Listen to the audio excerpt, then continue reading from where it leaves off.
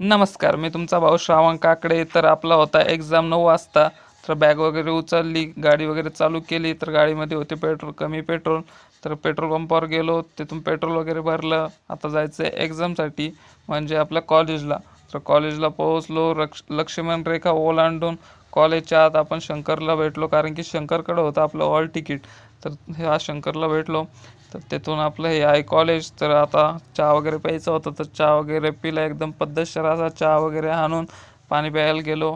तिथं पण दोघंजण भेटले आपले मित्र.